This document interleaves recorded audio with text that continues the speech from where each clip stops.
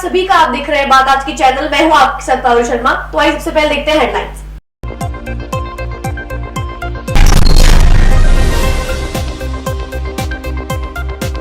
Ajmer ACB ने महिला पटवारी को 8,000 की रिश्वत लेते रंगे हाथों पकड़ा। नामांतरण खुलवाने के लिए मांगी थी रकम।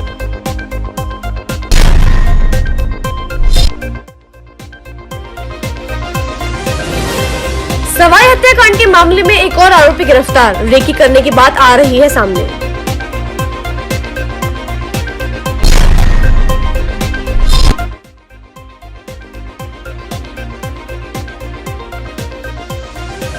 शिव मंदिर में बेकाबू होकर घुसी कार। घटना किशनगंज की।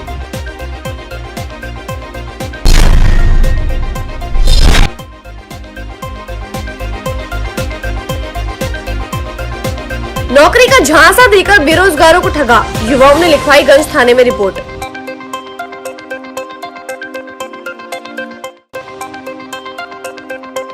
राजस्थान पर्यटन विकास निगम के अध्यक्ष एवं राज्य मंत्री धर्मेंद्र राठौड़ ने आज अजमेर प्रवास के दौरान फाई सागर के पास कांचीपुरा ग्राम में पर्यटन स्थल विकसित करने के लिए कराए जा रहे निर्माण कार्य का निरीक्षण किया। निगम अध्यक्ष राठौड़ ने बताया कि जिला प्रशासन, वन विभाग, पुरातत्व विभाग एवं पर्यटन विभाग के सहयोग से मनरेगा से काजीपुरा ग्राम में स्थित भैरव मंदिर को पर्यटन स्थल के रूप में विकसित किया जा रहा है। लगभग 1 करोड़ की लागत से विकास कार्य मनरेगा के अंतर्गत किया जा रहा है। देश एवं विदेश से आने वाले पर्यटक गंगा भैरव मंदिर, ऐतिहासिक इमारतें एवं पहाड़ी की प्राकृतिक सुंदरता को नजदीक से निहार सकेंगे। उन्होंने बताया कि राजस्थान के मुख्यमंत्री अशोक गहलोत अजमेर जिले में पर्यटन को बढ़ावा देने के लिए विकास कार्य करने के लिए कृत संकल्प है। पुष्कर में डियर पार्क के आसपास के क्षेत्र को बायोलॉजिकल पार्क एवं बॉटनिकल पार्क के रूप में विकसित किया जाएगा एवं इसके लिए शीघ्र सर्वे एवं सर्वेक्षण किया जाएगा। इस अवसर पर गंगा भैरव मंदिर पर निगम अध्यक्ष धर्मेंद्र राठौड़, वन विभाग के मंडल वन अधिकारी सुनील चिंद्री, अजमेर शहर जिला कांग्रेस कमेटी के निवर्तमान महासचिव शिव कुमार बंसल, राजेंद्र गोयल, मुबारक चीता, नौरत गुर्जर, डॉक्टर संजय पुरोहित, अजय कृष्ण तेंगोर, हेमंत जोधा, कृपाल सिंह राठौड़ का ग्रामीणों ने माला पहनाकर साफा बांधकर स्वागत किया। निगम अध्यक्ष राठौड़ ने अजमेर शहर जिला कांग्रेस कमेटी के निवर्तमान महासचिव शिव कुमार बंसल को अपने हाथों से साफा बांधकर हौसला अफजाई की। निगम अध्यक्ष राठौड़ ने अजमेर पहुंचने पर कांग्रेसियों द्वारा भव्य स्वागत किया गया। राठौड़ आरटीडीसी के होटल खादिम में कांग्रेस जनों एवं आम जनों से जन संवाद किया एवं अधिकारियों को समस्या के मौके पर समाधान करने के निर्देश प्रदान किए। का नेता कैसा हो? धर्मेंद्र राठौड़ जैसा हो। अजमेर का नेता कैसा हो? धर्मेंद्र राठौड़ जैसा हो। देखिए, 2023 आप सभी के लिए हमारी शुभकामनाएं हैं और 4 साल से ज़्यादा टाइम हमारी सरकार को बने हो गए हैं। राजस्थान के लोकप्रिय यशस्वी मुख्यमंत्री जी ने जितने भी 4 साल में जन कल्याण के फैसले किए हैं वो अभूतपूर्व है और बड़े बड़े फैसले, जिनमें से 10 लाख का जो चिरंजीव बीमा है, ओल्ड पेंशन स्कीम है, किसानों के लिए अलग से बजट पेश किया है, कृषि के बिल करीब करीब 0 हो गए हैं, महिलाओं के लिए उड़ान योजना है और अभी जो हाल ही में 500 रुपये प्रति सिलेंडर का जो सब्सिडी देने की मुख्यमंत्री जी ने घोषणा की है, 1 अप्रैल से वो लागू होगा। ये पूरे देश में एक नई मिसाल है कि राज्य सरकार महंगाई को रोकने के लिए किस कदर चिंतित है। हमारे मुख्यमंत्री जी कितने संवेदनशील है। राहुल गांधी की जो भारत जोड़ो यात्रा थी वो राजस्थान में अभूतपूर्व उनको समर्थन मिला है। वैसे तो कन्याकुमारी से कश्मीर तक सभी जगह रेस्पॉन्स बहुत ज़बरदस्त है। इसका मतलब ये निकल रहा है कि देश में मोदी जी की सरकार को बने 8 साल हो गए हैं। 8 साल में महंगाई और बेरोजगारी ये बहुत ही चरम पे है और ये बुनियादी मुद्दा है देश को, जिसको अभी तक भी एड्रेस मोदी सरकार नहीं कर रही है। अब न जाने वो क्या सोच के नहीं कर रही है, लेकिन महंगाई और बेरोजगारी का हाल बहुत बुरा हाल है। युवा जो हमारे खास तौर पे बहुत चिंतित हैं अपने भविष्य को लेके। मोदी जी ने जो वादे किए थे वो वादे कोई भी धरातल पे उतरे नहीं हैं और हमारी राजस्थान की अशोक गहलोत की सरकार लगातार एक से बढ़कर एक युवाओं के लिए, महिलाओं के लिए, बेरोजगारी रोकने के भर्तियाँ जो नई की है उसके लिए और महंगाई को मैंने बताया कि 500 रुपये प्रति सिलेंडर का बहुत बड़ा फैसला। इस टाइप से इन सारी बातों के आधार पे 2023 चुनावी वर्ष है। हमें पूरा यकीन है कि राजस्थान की जनता एक बार फिर कांग्रेस की सरकार को आशीर्वाद देगी, कांग्रेस रिपीट करेगी सरकार, जैसा कि एक बार कांग्रेस एक बार बीजेपी होती रही है, इस बार ये सब भ्रम ये टूटेगा और जन कल्याण के फैसलों पे, विकास के कामों पर और मोदी जी की सरकार के प्रति जो निराशा उत्पन्न हुई है और राहुल गांधी जी की भारत जोड़ो यात्रा सक्सेस हुई है, सारी बातों को लेके राजस्थान में सरकार हम फिर बनाएंगे। अच्छा, आज प्रदेश प्रभारी मदन लाल चैरिटेबल ट्रस्ट द्वारा अखिल भारतीय धानका आदिवासी पदाधिकारियों का सम्मान किया गया। इस सम्मान समारोह में सर्वप्रथम आदिवासी धानका समाज अध्यक्ष रतन लाल निर्वाण, संरक्षक नाथूलाल डाबला, महासचिव मनोहर लाल होटला, राजस्थान प्रभारी माता दीन धानका, जे निर्वाण राष्ट्रीय सचिव एवं मदन लाल निर्वाण चैरिटेबल ट्रस्ट अध्यक्ष सभी का सम्मान किया गया, जिसमें सभी को संस्था का चिन्ह देकर सम्मानित किया गया। अध्यक्ष विजय निर्वाण मदन लाल चैरिटेबल ट्रस्ट द्वारा सम्मान समारोह आयोजित किया गया। मदन लाल चैरिटेबल ट्रस्ट की तरफ से मैंने अखिल भारतीय धानका समाज का सम्मान समारोह रखा। उसमें हमारे दिल्ली से और बाहर प्रदेश से सभी लोग आए। हमारे राजस्थान की प्रभारी माता दीन जी वो भी पधारे हैं, रतनलाल जी निर्वाण, नाथूलाल जी संरक्षक और जयलाल जी, इन सभी का मैं आभार व्यक्त करता हूँ। हर साल की भांति कार्य करता हूँ। धन्यवाद। पुणे 2 साल से 2019 में एक सामाजिक न्याय अधिकारिता मंत्रालय से एक चिट्ठी जारी हुई थी, जिसमें वहाँ के प्रमुख शासन सचिव श्री अरोड़ा ने धानका जाति को राजस्थान में नहीं बताया गया है और उससे हमारा समाज इतना उत्पीड़ित हो रहा है कि आज हमारे बच्चों का भविष्य अधरजूल में है। इसके लिए हमने सरकार से और सरकार के जो सिरपरे अधिकारी हैं उनको अवगत कराया कि धानका समाज राजस्थान में है। जोधपुर हाईकोर्ट और जयपुर हाईकोर्ट में जब हम लोग गए तो उन्होंने ये मुख्य न्यायाधीश महोदय ने ये कहा है कि 22 जुलाई 1977 का जो राष्ट्रपति का गजट हैगा, नोटिफिकेशन हैगा, उसको कोई भी राज्य सरकार अनदेखा नहीं कर सकती है। श्रीमान सोमावत जी, जीबी मुखर्जी, इन लोगों ने जो धानका समाज को परेशान किया है कि आप धानका समाज का यदि प्रमाण पत्र लाते तो हम तुमको प्रमाण पत्र ला करके देंगे। भारतीय संविधान का अनुच्छेद 342, 348 ये कहता है कि हर 8 किलोमीटर के ऊपर भाषा में बदलाव आता है, चेंजेस होता हैगा। जैसे धानका, धानका, धानक, ऐसे कितनी तरह के मतलब इसमें चेंजेस आते हैंगे। तो यदि हिंदी बोलने में कहीं पर आपको त्रुटि महसूस होती है तो उसको इंग्लिश के अंदर माना जाए। हमने इंग्लिश के अंदर, अंग्रेजी के अंदर प्रमाण पत्र बनवाए हैं। राजस्थान सरकार का हम बहिष्कार करते हैं। क्यों करते हैं कि मीना और मीणा हिंदी में भी अलग अलग है और इंग्लिश के अंदर भी MINA मीना, MAANA मीना, ये इंग्लिश के अंदर भी मतलब डिफरेंस है। और डिफरेंस होते हुए भी राजस्थान सरकार श्री गहलोत जी इनका समर्थन कर रहे हैं, इनके प्रमाण पत्र बन रहे हैं। हमारे प्रमाण पत्र को अनदेखा किया जा रहा है। हमारी विडम्बना ये है कि हम आर्थिक स्थिति से बहुत कमजोर हैं। हमारे पास जोधपुर हाईकोर्ट और जयपुर हाईकोर्ट के निर्णय है कि सोमावत का या जीबी मुखर्जी का जो पत्र है उसको अनदेखा किया जाए, क्योंकि राष्ट्रपति के आदेश को सुपरसीड नहीं कर सकते हैं। और तहसीलदार और SDM को उन्होंने आदेश दिए कि 4 सप्ताह के अंदर इनके प्रमाण पत्र बना करके दिया जाए। हमारे सामने समस्या ये आ रही है कि एक आदमी का समस्या आती है, उसका बन जाता है, दूसरे के लिए फिर हमको हाईकोर्ट जाना पड़ता है। क्यों हमको बार बार हाईकोर्ट जाना पड़ता है? क्यों हमारा टाइम खराब होता है? हमारे बच्चे ओवर एज हो जाते हैं, उनको नौकरी नहीं लग पाती है। हम राजस्थान सरकार से निवेदन करते हैं कि वो जो आदेश है उसको निरस्त करके, चाहे वो धान का हो चाहे धान का हो, उनको प्रमाण पत्र बना करके दिया जाए। अभी हमारे पास में 96,000 प्रमाण पत्र बने हुए हैं। अगर गाज गिरेगी तो उनका क्या होगा? 96,000 वो हैं, उनकी बीवी है, उनके बच्चे हैं। एक आर्थिक स्थिति इतनी गिरेगी कि देश में भूखमरी फैल जाएगी। इसलिए राजस्थान सरकार जागे और जो सत्र नया चलने वाला है, हम लोग आज बैठ के प्लान कर रहे हैं। हम लोग जो है आंदोलन करेंगे, प्रदर्शन करेंगे, भूख हड़ताल करेंगे और राजस्थान सरकार को विरुद्ध जो भी मतलब स्टेप होगा वो उठाएंगे। स्टेशन रोड दुकानदारों ने जिला कलेक्टर को ज्ञापन सौंप कर दुकानों की लीज जमा कराने की मांग की गई। प्रशासन शहरों के संघ अभियान 2021 के दौरान लघु अवधि लीज, किराया पर व्यवसाय संपत्तियों के फ्री होल्ड पट्टे जारी करने व लीज राशि जमा कराने के आदेश पारित करने, लेकिन प्रशासन लीज जमा नहीं कर रहा है। जब सरकार के आदेश की अवहेलना की जा रही है, दुकानदारों द्वारा अजमेर विकास प्राधिकरण में सन 2021 में ही यह आवेदन कर दिया गया, परंतु पिछले 1 वर्ष से अधिक निकल जाने के बाद भी नियमन कर पट्टे जारी नहीं किए गए हैं। अंधेरी पुलिया के नीचे लीज हो चुकी है। बीच के 40 दुकानदारों को इन्होंने लटका रखा है। जबकि राज्य सरकार का आदेश अधिकारी नहीं मानेगा तो कौन मानेगा? अधिकारी किसके लिए बैठे हैं? इसी काम के लिए तो बैठे हैं कि राज्य सरकार का आर्डर आप ओबे करो, उसको मानो। अब लेकिन उनको क्या, उनको सोच है उनकी क्या, क्यों नहीं करना चाहते? उन्होंने एक बार तो ये भी जवाब दे दिया कि हम किसी भी कीमत में नहीं करेंगे। अरे भाई, ये कोई बात है? आज हम लोग यहाँ पर स्टेशन रोड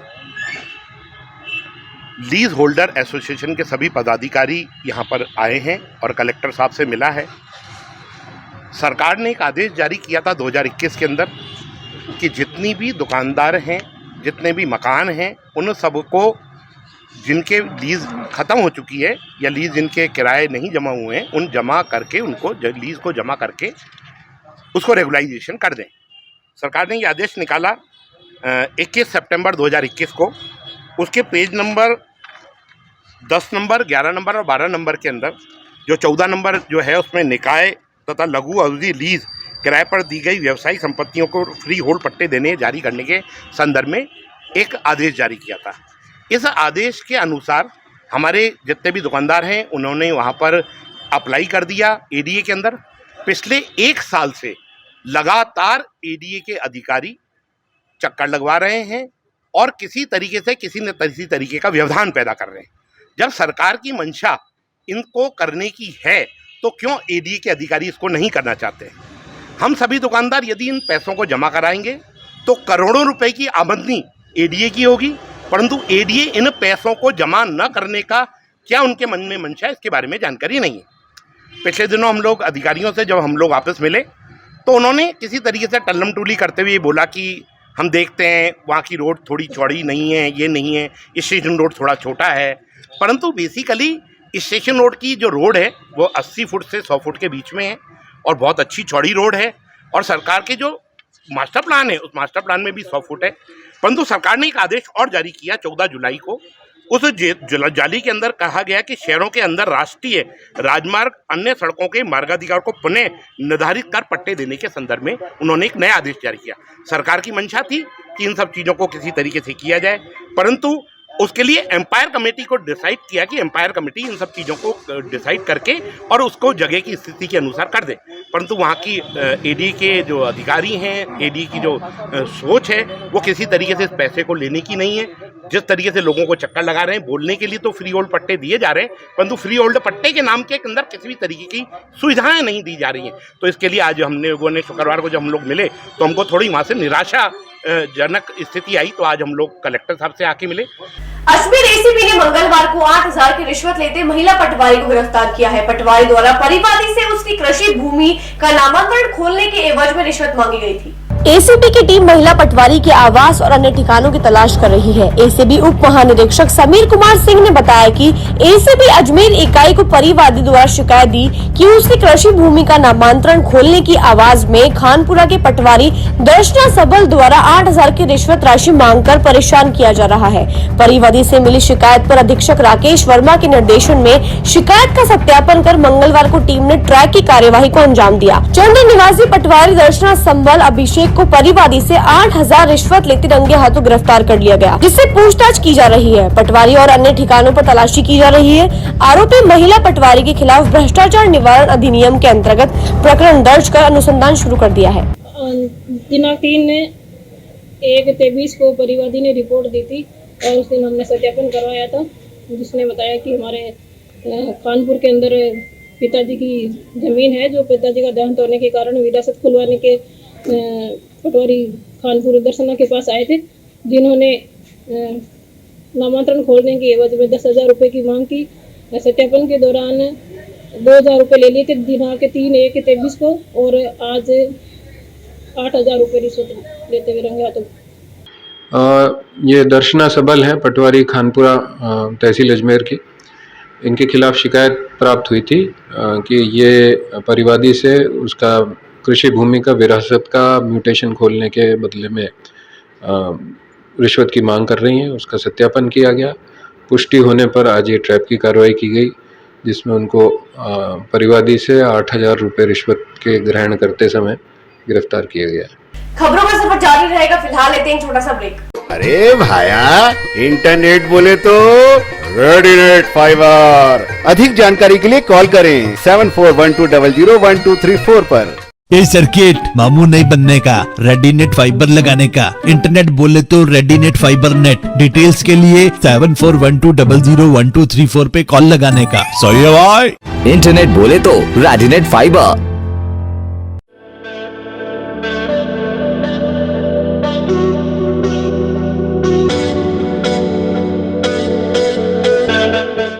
अजमेर शहर में प्लॉट, मकान, फ्लैट, दुकान आदि खरीदने, बेचने व किराए हेतु आज ही प्ले स्टोर से डाउनलोड करें Varsha real estate app.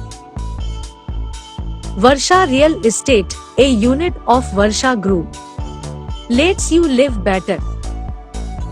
Break के बाद आपका स्वागत है। चलते हैं खबरों के नए सफर पर। AWPL कंपनी द्वारा नौकरी का झांसा देकर कई युवाओं के रुपए हड़प करने का आरोप लगाते हुए युवाओं ने गंज थाना क्षेत्र में पुलिस को शिकायत दी है। पीड़ित युवाओं ने बताया कि हेमराज गुर्जर नाम का व्यक्ति भोले भाले युवाओं को नौकरी का झांसा देकर अजमेर बुला लिया और 7,000 रुपए महीने के साथ खाना पीना फ्री बताया, मगर यहाँ पर डाटा एंट्री के नाम पर जबरदस्ती रख रहे हैं। उनका फोन बंद करवा देते हैं, न ही समय पर खाने को देते हैं। ऐसी भरी सर्दी में ओढ़ने के लिए सिर्फ एक शॉल दे रखी है, न ही साथ रहने वाले अन्य किसी सीनियर लोगों से बात करने देते हैं और हमें यहाँ बंधक की तरह रख रखा है। जब हमें फोन देते हैं तो हमारे साथ एक सीनियर को हमेशा साथ रखते हैं ताकि हमारे ऊपर नजर रख सके। इस कंपनी की हम मैम के पास आए हैं, हमें इस कंपनी से हमारे पैसे जो इन्होंने लिए हैं धोखाधड़ी करके वो हमें वापस चाहिए और इस संस्था के अंदर 2,500 तक बच्चे उन्होंने इकट्ठा कर लिए हैं, उनके भी पैसे वापस दिलाए जाए, इसलिए हम यहाँ पे आए। AWPL कंपनी है, इसका अजमेर में ये फाइसागर के आगे इसका ऑफिस है। ये कंपनी नौकरी का जैसा पहले ऐसे कॉल करके बोलते हैं कि नौकरी आपको 15,000 रुपये मंथली दिए जाएंगे। फिर यहाँ जब हम आते हैं इंटरव्यू होता है तो 2-3 दिन क्लासेस मोटिवेशनल करके हमको बताया जाता है कि आपको 15,000 यहाँ देने पड़ेंगे और फिर बाद में उसके और 2-3 दिन बाद हमें बोला जाता है कि दो जब आप बच्चे लेके आते हो 2 यहाँ पे उनकी फीस जमा होती है सबकी, तो फिर आपको 2,500 रुपये का चेक मिलेगा। ये AWPL करके कोई कंपनी है, नेटवर्क मार्केटिंग ये चला रही है और अजमेर के अलावा उदयपुर, जोधपुर, बालोतरा आसपास के एरियो में भी इन्होंने इंस्टीट्यूट खोले हैं अपने, जो आज के यूथ के साथ ये फ्रॉड कर रहे हैं। इस तरीके का ये इनको मैसेज या कॉल ये फॉरवर्ड करवाते हैं कि आपको इंटरव्यू के लिए आना है और यहाँ इंटरव्यू है बच्चों का, आप आइए, आपको कोई अच्छी वैकेंसी प्रोवाइड करवाई जाएगी। जब बच्चे यहाँ आते हैं तो उन्हें इंटरव्यू लेके झांसे देके उन्हें 7,000 रुपये में रहना खाना कह के एक हॉस्टल प्रोवाइड किया जाता है, जिसमें ना तो रहने खाने की कोई अच्छी सुविधा दी जा रही है, बच्चों को ठंडा पानी, गंदे बिस्तर, ज़मीन पे सुलाया जा रहा है। उसके बाद उनको 2 दिन ऐसे मोटिवेशनल क्लासेस दी जाती हैं कि आप 18 ईयर के होंगे तब तक आपके पास ऑडी होगी, आपके पास ये होगा वो होगा, आप आगे बढ़ सकते हैं। मतलब ब्रेन वॉश करना बच्चों को पढ़ाई के नाम पे जीरो करके कि आप पढ़ाई मत कीजिए, आप ये नेटवर्क मार्केटिंग में आइए, आप आगे बढ़ सकते हैं। उसके बाद उन्हें ये सारी चीज़ें करने के बाद उन्हें 15,000 रुपये की आईडी बनाने के लिए बाध्य किया जा रहा है कि आप 15,000 की आईडी बनाइए। तो कुछ बच्चे जो 14 से 17 ईयर के हैं, 16 ईयर के हैं, तो 15 ईयर के हैं, उन्हें ये कहा जाता है कि आपके नाम पे अगर आईडी नहीं बन सकते, आप 18 ईयर के नहीं हैं, तो आपके मम्मी या पापा के नाम पे आईडी आप बना लीजिए और आप इस पे काम कर सकते हैं। कृष्णगंज थाना अंतर्गत महादेव मंदिर के पास असंतुलित होकर कार मंदिर की दीवार पर चढ़ गई। गनीमत रही कि हादसे में कार सवार दंपति को चोट नहीं लगी। प्रत्यक्षदर्शी शैलेंद्र अग्रवाल ने बताया कि बजरंगगढ़ की ओर से आ रही थी और वैशाली नगर की ओर जा रही थी। इस बीच देवर महादेव की दीवार पर बाइक बचाने के दौरान कार चढ़ गई। कार में सवार नव दंपति और उनके परिजनों को स्थानीय लोगों ने बाहर निकाला और राहत की सांस ली। हादसे की सूचना के बाद पहुंचे कृष्णगंज थाना पुलिस ने मौके पर पहुंचकर आगे की कार्यवाही शुरू कर दी। गाड़ी है, ये जा रहे थे, बाइक चल रही थी, बाइक वाले को बचाने के एवज में ये गाड़ी डिवाइडर पे चढ़ गई है और ये वैसे उनको बताया रिपोर्ट कोई उसका बाइक वाले के खिलाफ, उन्होंने मना कर दिया, वो गाड़ी चालक कार चालक ने, तो मैं किसी प्रकार की कोई रिपोर्ट कार्रवाई नहीं चाहता। जो मौके पर पहुंचे, इस पर मौके पर आए, ऐसी कोई कैजुअलिटी कोई है नहीं, किसी की चोट वगैरह लगी नहीं है। देखिए, मैं यहाँ से निकल रहा था, मैं देखा कि एक गाड़ी यहाँ डिवाइडर पर चढ़ी हुई है। मालूम पड़ा कि उसमें एक दूल्हा, जिसकी अभी 6 तारीख को शादी हुई है, दूल्हा दुल्हन और दूल्हे की सिस्टर यहाँ शादी के बाद वो मंदिर जाते हैं, मंदिर जा रहे थे, एकदम सामने से कोई बाइक आ रही, बाइक को बचाने के चक्कर में, और डिवाइडर क्योंकि बहुत नीचा बना हुआ है, मेरा ऐसा मानना है कि डिवाइडर बहुत नीचा बना हुआ है, इस वजह से एकदम बैलेंस बना नहीं और गाड़ी डिवाइडर पे चढ़ गई। और ये भगवान का शुक्र है कि किसी के भी दूल्हा दुल्हन के, उनकी सिस्टर के और भी किसी राहगीर के कोई चोट नहीं आई। कि यहाँ पे पहले भी कई बार एक्सीडेंट हो चुके हैं, तो ये जो डिवाइडर बना हुआ है इसको थोड़ा सा ऊंचा कराया जाना चाहिए, क्योंकि एकदम जब मोड़ पड़ता है तो जो नीचे डिवाइडर बना हुआ किसी को दिखता नहीं है और निश्चित रूप से कभी भी कोई बड़ा हादसा हो सकता है। पुष्कर के निकटवर्ती ग्राम बासेली के युवराज फोर्ट पर 7 जनवरी शनिवार को हुए सवाई सिंह हत्याकांड में पुष्कर पुलिस ने त्वरित कार्यवाही करते हुए मामले से जुड़े एक आरोपी को गिरफ्तार किया है। इससे पूर्व मुख्य आरोपी सूर्य प्रताप सिंह को पुष्कर पुलिस ने 8 जनवरी की देर रात को गिरफ्तार कर लिया था। फिलहाल पुष्कर पुलिस दोनों आरोपियों को मेडिकल मुआयना करवाकर पूछताछ की तैयारियों में जुट गई है। पुष्कर पुलिस ने मामले की जांच के लिए पुष्कर थाना प्रभारी डॉक्टर रवीश कुमार के नेतृत्व में टीम का गठन किया था, जिसके चलते सवाई सिंह हत्याकांड के मामले में जांच के दौरान पुष्कर पुलिस को विनय प्रताप सिंह के बारे में जानकारी मिली। अजमेर पुलिस के ग्रामीण सीओ इस्लाम खान ने बताया कि सवाई सिंह हत्याकांड को अंजाम देने से पूर्व आरोपी सूर्य प्रताप और उसके भाई धर्म प्रताप ने अपने रिश्तेदार अजमेर पावर हाउस के पास ज्वाला प्रसाद नगर मजार पुलिस थाना सिंह अलवर गेट निवासी 21 वर्षीय विनय प्रताप सिंह पुत्र किशोर सिंह को मृतक सवाई सिंह की रेकी के लिए भेजा था, जिसे पुष्कर पुलिस द्वारा रविवार को देर रात गिरफ्तार कर लिया गया है। इस दौरान सामने आया कि आरोपी विनय प्रताप द्वारा 7 दिनों तक मृतक सवाई सिंह की रेकी की गई, जिसका मेडिकल मुआयना करवाकर आज न्यायालय में पेश किया गया है, जहां से दोनों आरोपियों को 4 दिन की पुलिस रिमांड पर सौंपा गया है। फिलहाल नामजद आरोपी धर्म प्रताप अभी तक पुलिस की गिरफ्त से दूर है। अजमेर पुलिस के सीईओ ग्रामीण इस्लाम खान ने बताया कि पुलिस मर्डर के इस मामले में 0 टॉलरेंस की नीति इख्तियार करते हुए है, जिसके चलते तकनीकी साक्ष्य और मुखबिरों की सूचना के आधार पर मामले में विभिन्न टीमों के जरिए अजमेर सहित राजस्थान भर के विभिन्न इलाकों में दबिश दी जा रही है। सीईओ ग्रामीण पुष्कर इस्लाम खान ने बताया कि मामले में प्रत्यक्ष और अप्रत्यक्ष रूप से शामिल मुजरिमों को बख्शा नहीं जाएगा। आगे पुलिस ने एक अनुसंधान करते हुए थानाधिकारी के नेतृत्व में एक विशेष टीम का गठन किया गया था। पुलिस ने 0 टॉलरेंस की नीति अपनाते हुए कि इस हत्याकांड में जो भी प्रत्यक्ष रूप से अप्रत्यक्ष रूप से जो भी शामिल रहा है उन सब के खिलाफ पुलिस सख्ती से कार्रवाई करेगी। इसी कड़ी के दौरान मृतक सवाई सिंह की रेकी करने वाला जो हत्या से करीब हफ्ता भर पहले से ही वो रेकी करना शुरू कर दिया था उसने, कि ये कहाँ आता है, कहाँ जाता है, किधर जाता है, किसके साथ जाता है, किस टाइम निकलता है। तो वो रेकी करने वाला व्यक्ति था विनय। तो विनय को देर रात्रि को पुलिस ने गिरफ्तार किया है। इसका नाम विनय है और इसी का ये परिवार में चाचा ताऊ का लड़का लगता है विनय प्रताप। इसको पुलिस ने और गिरफ्तार किया है, रेकी करने के आरोप में गिरफ्तार। आरोपी सूर्य प्रताप और धर्म प्रताप के परिजन पेशी के दौरान न्यायालय परिसर में आ गए और मीडिया के सामने अपनी बात रखी। सूर्य प्रताप की धर्म पत्नी नीमा सिंह ने कहा कि इस पूरे मामले और पूर्व में हुए ब्लैकमेल कांड की जांच सीबीआई से की जानी चाहिए। उन्होंने अजमेर से पूर्व विधायक रहे राजकुमार जयपाल पर आरोप लगाते हुए कहा कि यदि सीबीआई से इस मामले की जांच करवाई जाएगी तो दोनों मामले में सच सामने आ जाएगा। आरोपी के परिवारजनों ने बताया कि मामले में आरोपी धर्म प्रताप और सूर्य प्रताप को जबरन फंसाया जा रहा है। और मेरे भाई को मार दिया गया। 32 साल के थे कुंवर मदन सिंह प्रताप। अब 32 साल की उम्र में उनको मार दिया गया और आज इन लोगों ने कभी मतलब ये हिस्ट्री शीटर है ये लोग। राजकुमार जयपाल डॉक्टर राजकुमार जयपाल है, ये जो भी सवाई सिंह है, ये कोई अच्छे लोग थे क्या? क्यों इन पे कार्रवाई नहीं करी गई? और आज कोई आज अगर ऐसा कुछ हमारे साथ में हो जाता हमको न्याय मिलता। कानून इतनी अच्छी होती और कानून एक न्याय करती ना, तो आज ये लोग भी शायद ही अपनी माँ के पेट में से कोई क्राइम करना नहीं सीखा इन्होंने। ये भी बहुत अच्छे घर से है और इन्हें भड़काया जाता था। आज इनके पिता जिंदा होते हैं ना तो शायद आज ये भी किसी ओहदे पे बैठे होते। लेकिन फर्क यही है कि देखिए आज के जमाने में वृद्धाश्रम में छोड़ दिया जाता है माँ बापों को, लेकिन आज इन लोगों में हमें तो देखो फक्र है कि आज हमारे आदमियों में ये कि वो मरे बाप का बदला ले रहे हैं। लेकिन हाँ ठीक है, गलत हुआ। इन लोगों ने कैसे किया हमें कुछ नहीं मालूम है, क्योंकि परिवार को देखो तो ऐसी बातें बताई भी नहीं जाती हैं। क्योंकि हम खुद, मेरे बच्चा है छोटा, मेरे जो धर्म प्रताप सिंह उनके भी बच्चे हैं छोटे छोटे।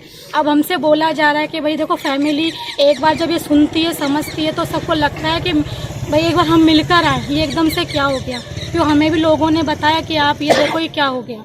लेकिन इन लोगों का रवैया बहुत गंदा है। पुलिस वाले इतनी बदतमीजी से बात कर रहे हैं। अरे ठीक है आप किसी ओहदे पे बैठे हो, लेकिन सामने देखो तो सही कि एक डरी सहमी लेडीज है। तो कोई नहीं है, कोई हम भी इतने वो नहीं है कि हम कोई रोड छाप है। क्राइम है, क्रिमिनल है, मानते हैं क्राइम, लेकिन जो सामने वाला 30 साल पहले की फाइल उठा के तो देखो आप लोग। बेटा खुद स्टीशीटर, वो खुद स्टीशीटर था। एचएस खुली हुई है, कौन सा दूध के, लेकिन उनके तो मतलब उन लोगों ने वो लगा दी।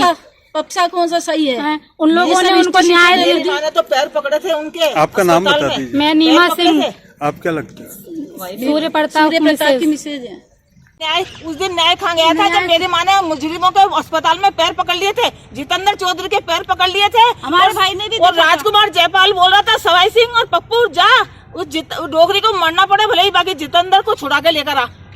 आखिरकार उन लोगों ने डॉक्टर जितेंद्र ये यहाँ पे सारे यूं बंदूकें बट्टू है ना जिनसे यूं मारा, सारी 15 बंदूकें मारी मेरे भाई को पड़े को, और पूरा वार्ड खाली करवा लिया था।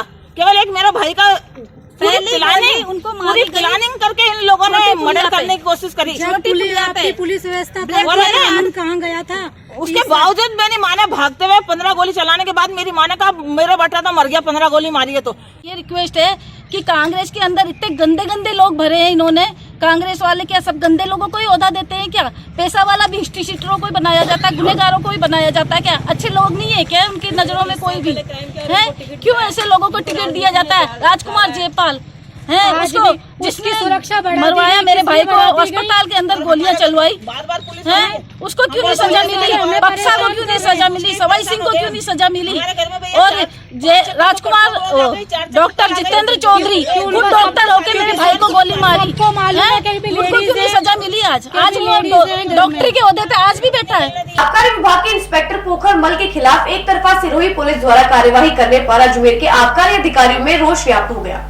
इसी संदर्भ में आज निष्पक्ष जांच को लेकर आबकारी विभाग के अधिकारियों ने जिला कलेक्टर को ज्ञापन सौंपकर निष्पक्ष जांच की मांग की है। आबकारी अधिकारी विकास शर्मा ने बताया कि सिरोही शिवगंज बस स्टैंड के पास शराब की दुकान में पोकर माल और स्टाफ निरीक्षण के लिए गया था। इस दौरान वहां मौजूद सेल्समैन ने कार्यवाही का विरोध किया और आबकारी विभाग के स्टाफ के साथ गाली गलौज और मारपीट की। इस संदर्भ में आबकारी अधिकारी पोखर मल ने भी सिरोही थाने में अपना पक्ष रखा, मगर पुलिस ने एक तरफा कार्यवाही करते हुए सीआईए पोखर मल को गिरफ्तार कर लिया है। आज हम लोगों ने माननीय कलेक्टर महोदय को एक ज्ञापन दिया है आबकारी सेवा संघ की तरफ से। हमारे एक सहकर्मी हैं पोखरलाल, जो आबकारी सीआई हैं, सिरोही में पदस्थापित थे। वे विभाग की बकाया वसूली के लिए एक दुकान के निरीक्षण के लिए गए थे और उन्होंने दुकानदार को पाबंद किया कि भाई आप 30 लाख रुपए जो आपके विभाग के बकाया हैं उन्हें यथाशीघ्र जमा कराइए।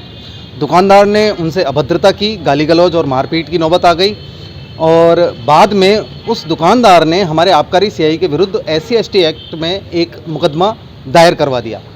हमारे सीआई साहब ने भी राज्यकार्य में बाधा का मुकदमा दर्ज कराना चाहा, जिसे वहाँ के स्थानीय पुलिस विभाग ने दर्ज नहीं किया और उन्हें ये आश्वासन दिया, क्योंकि विभागीय प्रक्रिया है और हम लोग चूँकि दुकान के निरीक्षण के लिए जाते रहते हैं, बोले सर हम समझाइश से इसको ख़त्म करवा देंगे।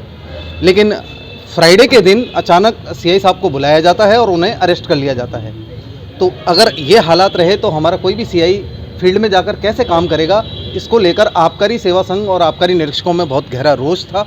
उसी रोष की पालना में आज हमने ये ज्ञापन दिया है और हमने अपने कर्तव्य पालन के लिए संरक्षण की मांग की है।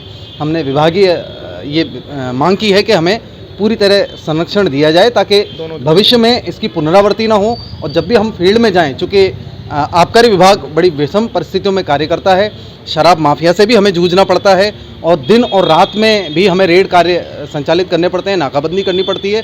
तो अगर ये प्रक्रिया बार बार दोहराई जाएंगी तो एक असुरक्षा की भावना हम सब में पैदा हो गई थी।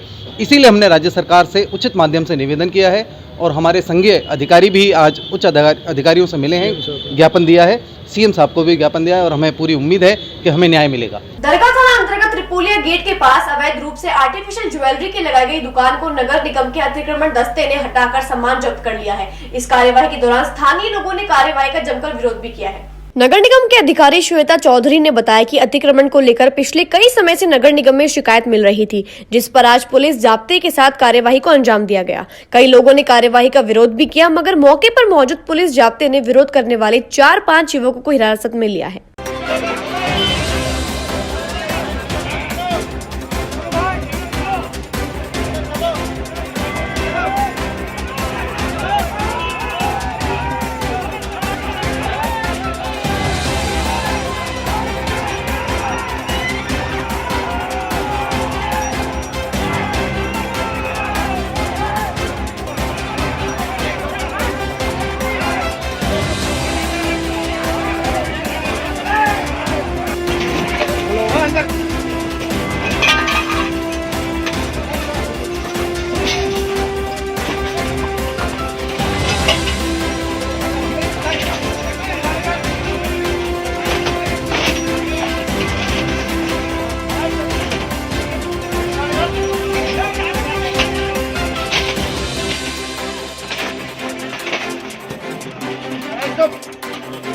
नगर निगम अजमेर द्वारा अतिक्रमण हटाने के संबंध में पुलिस से इमदाद मांगी थी।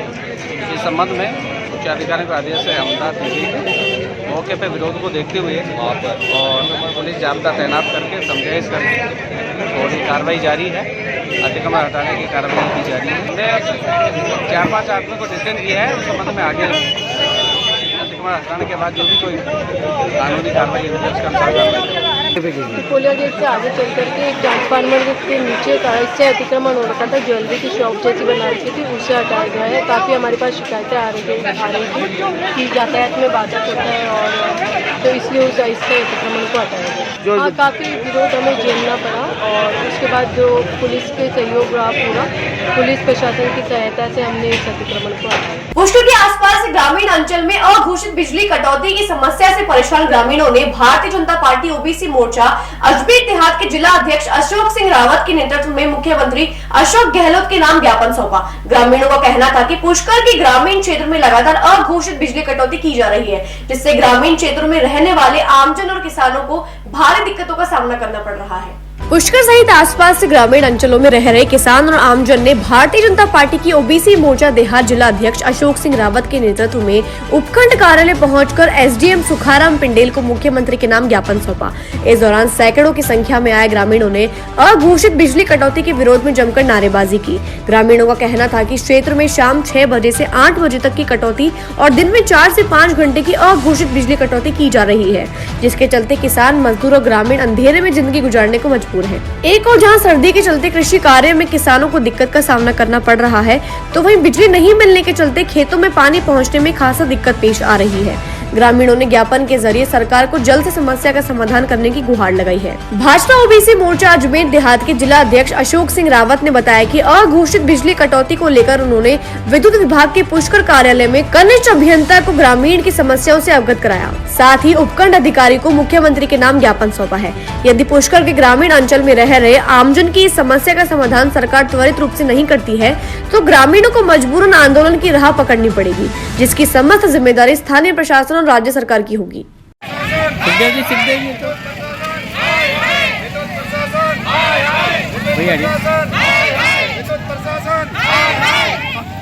बिजली दे न सके जो ग्रामीण जन यहाँ पधारे हैं, पूर्व प्रधान श्री अशोक सिंह जी रावत साहब भी हमारे साथ पधारे हैं और सभी जो हमारे गांव के पंच पटेलगण गाँवों से पंच पटेलगण माताएं बहनें जो ग्रामीण क्षेत्र से पधारी है, ये इस समस्या को लेकर पधारी है कि बिजली कटौती जो है पिछले 15 दिन से लगातार लगभग मतलब 8 या 10 घंटे 24 घंटे में से बिजली कटौती हो रही है और उसमें से भी 6 से लेकर 8 बजे के बीच डेली कटौती हो रही है, जिससे ये ग्रामीण जन बहुत ज़्यादा परेशान है। यहाँ तक कि सब ग्रामीण लोग, ज़्यादातर लोग मजदूर किसान वर्ग से है और इनको शाम के समय जब आकर खाना बनाने का समय होता है, उस समय ये बिजली कटौती होने से भयंकर परेशानी हो रही है। इससे हम आज सभी यहाँ आकर हमने बिजली विभाग के RACB ऑफिस के सामने धरना प्रदर्शन भी किया है।